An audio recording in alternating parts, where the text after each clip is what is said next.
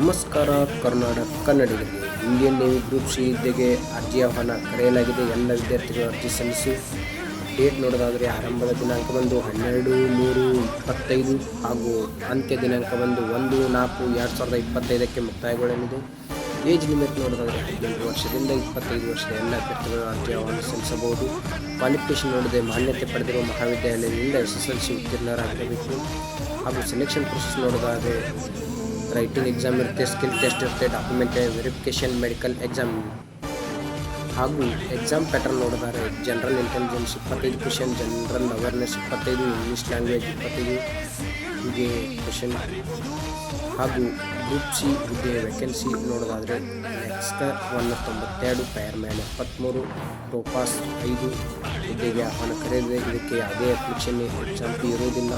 ಈ application link ಬೇಕಾದರೆ ನಮ್ಮ ಯೂಟ್ಯೂಬ್ ಚಾನಲ್ ಬಯೋದಲ್ಲಿದೆ, ಹೋಗಿ ಚೆಕ್ ಮಾಡಿ, ಸಿಗುತ್ತೆ. ಧನ್ಯವಾದ. ಕನ್ನಡ ಉಳಿದರು